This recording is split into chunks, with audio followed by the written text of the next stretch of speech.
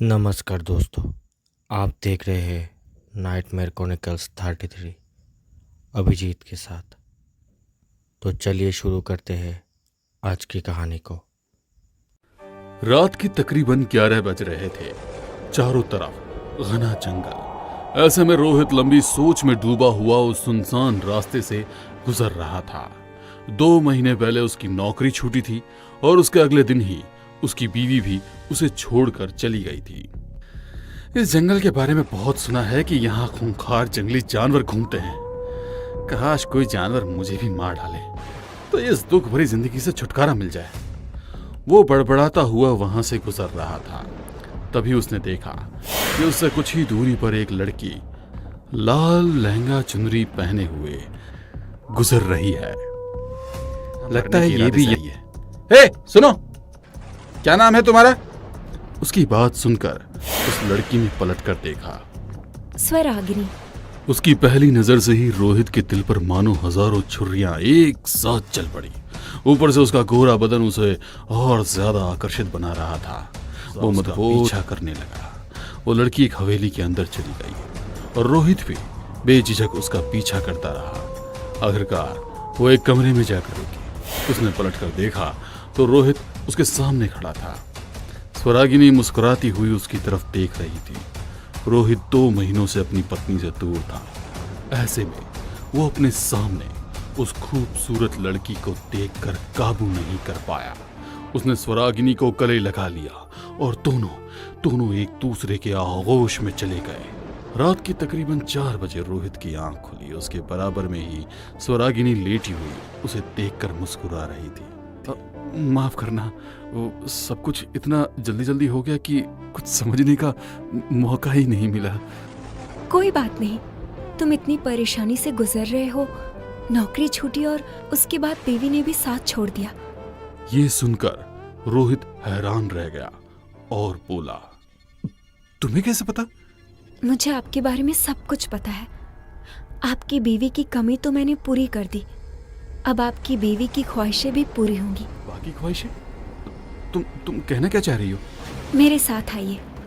वो रोहित को उस कमरे से निकालकर एक बंद दरवाजे के सामने ले गई। इस बंद दरवाजे के पीछे कौन है ये जानने की कभी कोशिश नहीं करना। बस जो भी तुम चाहते हो उसे मांग लो, वो तुम्हारी हर ख्वाहिश पूरी करेगी। अच्छा मजाक है। अगर यकीन नहीं है तो आजमा कर देख सकते हो। क्या इस दरवाजे के पीछे कोई है? हाँ, कहो रोहित, तुम्हारी क्या ख्वाहिश है? मेरी नौकरी उस नए मैनेजर नरेश की वजह से गई है। मैं चाहता हूँ कि वो साला कुत्ते की मौत मरे और मेरी नौकरी मुझे वापस मिल जाए। ठीक है, कल रात तक तुम्हारी ख्वाहिश पूरी हो जाएगी। अच्छा मजाक है। चलो अब मैं चलता हूँ अपनी नई नौकरी की तलाश में धक्के खाने के लिए। रोहित अपने चेहरे पर झुंझलाहट लिए हुए वहां से निकल गया। पूरे दिन यहाँ से वहां नौकरी के लिए भटकता रहा, लेकिन कहीं कोई वैकेंसी नहीं थी। रात के 8 बज चुके थे। नरेश इस टाइम ऑफिस से घर लौट रहा था। बारिश काफी तेज हो रही थी। ऐसे में उसे दिखाई दिया कि एक लड़की सड़क के किनारे खड़ी भीग रही है। उसने उसके सामने कार रोकी। वो लड़की कोई और नहीं बल्कि स्वरागिनी ही थी। नरेश तक उसके भीगे पत्नी को देखा और फिर, आप जल्दी से कार में बैठिए, बारिश बहुत तेज हो रही है। आपको जहां भी जाना है मैं छोड़ दूंगा। उसकी बात सुनते ही स्वरागिनी झट से कार में बैठ गई और नरेश ने ड्राइव करना स्टार्ट किया। अभी वो कुछ देर चला ही था कि नरेश ने एक फार्म हाउस के सामने कार रोकी और कहा, ये मेरा फार्म हाउस है। आप चाहें तो आज की रात मेरे साथ यहीं रुक सकती है। सुबह मैं आपको घर छोड़ दूंगा। उसकी बात सुनकर स्वरागिनी रहस्यमय तरीके से मुस्कुराई। नरेश भी ये देख बहुत खुश हुआ।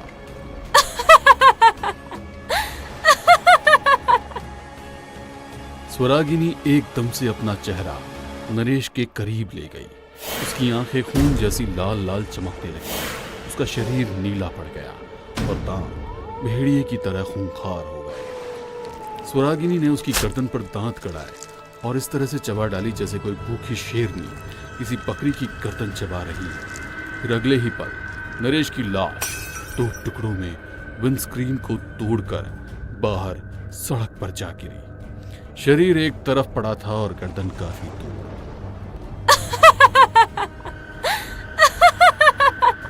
इसके 1 घंटे बाद ही रोहित के पास पुराने मैनेजर का कॉल आया। रोहित, नरेश का एक्सीडेंट हो गया है और मालिक ने मुझे फिर से जॉब पर रख लिया है। कल से तुम्हारी जॉब भी वापस तुम्हें मिलने वाली है। ऑफिस टाइम से आ जाना। हाँ, thank you boss, thank you so much. खुशी का ठिकाना नहीं रहा।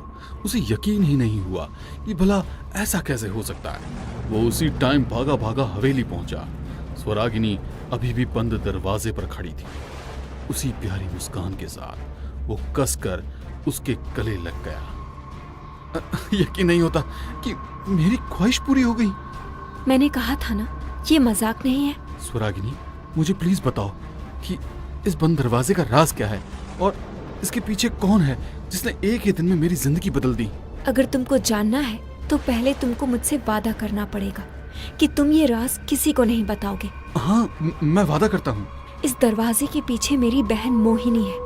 बदकिस्मती से हम दोनों बहनें डायन हैं। रोहित की आंखें हैरानी से फट पड़ी। स्वरागिनी ने बोलना जारी रखा। मुझे एक डायन होकर भी इंसानों को मारना पसंद नहीं था, लेकिन मोहिनी अपनी भूख प्यास पर काबू नहीं रख पाती थी। इसीलिए यहाँ पर बसे हुए गांव के मर्दों को उसने अपना शिकार बना लिया। गांव के लोगों ने एक पहुंचे हुए अघोरी को बुलाया और उस अघोरी ने मोहिनी को इस बंद दरवाजे के पीछे हमेशा के लिए कैद कर दिया। इसको श्राप भी दे दिया कि ये इस कमरे में रहकर भी अपनी शक्तियों का इस्तेमाल अपनी मर्जी से नहीं कर सकती। सिर्फ मर्दों की ख्वाहिशें पूरी करने के लिए अपनी शक्तियों का इस्तेमाल कर सकती है। तो क्या हमेशा इस कमरे के अंदर ही कैद रहेगी? अगर कोई मर्द इस दरवाजे को खोल अंदर जाकर ये ख्वाहिश करे कि वो मोहिनी को कमरे से आजाद करना चाहता है, तभी वो बाहर आ सकती है। मेरी जिंदगी फिर से सुधर चुकी है और ये सब तुम्हारे और तुम्हारी बहन मोहिनी की वजह से हुआ है। इसीलिए मैं उसे आजाद करूंगा। इस बंद दरवाजे को मैं खोलूंगा। दरवाजे की कुंडी पर हाथ रखा और चर्र की आवाज करते हुए दरवाजा खोला। अंदर कमरे में काफी अंधेरा था। एक टीले पर एक बेहद ही खूबसूरत लड़की मोहिनी बैठी हुई थी। रोहित कमरे के अंदर चला गया। मोहिनी, तुम्हारे इस कमरे से आजाद होने का समय हो गया है। जब तक तुम ख्वाहिश नहीं करोगे तब तक मैं तो न इस टीले से उठ सकती हूँ, न ही इस कमरे से बाहर जा सकती हूँ। ये सुनकर रोहित थोड़ा ऊंची आवाज में बोला, मैं रोहित तुमसे अपनी ख्वाहिश जाहिर कर रहा हूँ। मेरी ख्वाहिश है कि तुम इस टीले से उठो और इस कमरे से बाहर निकलो और हमेशा के लिए श्राप मुक्त हो जाओ। उसके इतना कहते ही मोहिनी उठ खड़ी। स्वरागिनी अभी भी बाहर खड़ी थी। मोहिनी कमरे से निकलकर स्वरागिनी के गले लगी। रोहित उन दोनों बहनों को गले लगता देख बहुत खुश हो रहा था।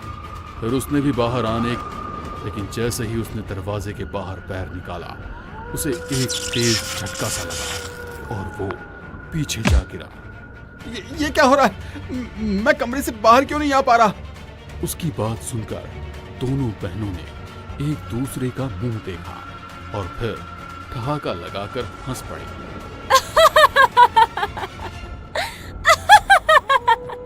रोहित उन दोनों को हैरानी से देखने लगा।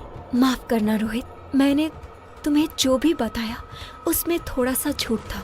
नरेश को मारकर तुम्हारी ख्वाहिश मैंने ही पूरी की थी, लेकिन तुमको ये दिखाया कि वो मोहिनी ने पूरी की है, जिससे कि तुम्हें मोहिनी को मिलने की इच्छा हो और तुम उसको इस बंद दरवाजे से बाहर आने की ख्वाहिश करो। लेकिन अब मैं इस कमरे से बाहर क्यों नहीं आ पा रहा? मोहिनी को श्राप था कि वो इस कमरे से कभी बाहर नहीं निकल सकती। अगर कोई मर्द अपनी मर्जी से इस दरवाजे को खोले और अपनी ही मर्जी से मोहिनी को बाहर भेजने की ख्वाहिश करे, तभी मोहिनी इस कमरे से बाहर आ सकती है। लेकिन फिर वो मर्द उसकी जगह बंद दरवाजे में कैद हो जाएगा। अब तुम मेरी जगह इस बंद दरवाजे में कैद रहोगे, कभी बाहर नहीं आ सकते। मैं तो एक डायन थी, इसीलिए इतने सालों तक जिंदा रही, लेकिन तुम नहीं रह पाओगे। ये सुनकर रोहित के पैरों तले जमीन खिसक गई और दरवाजा धीरे धीरे बंद हो गया।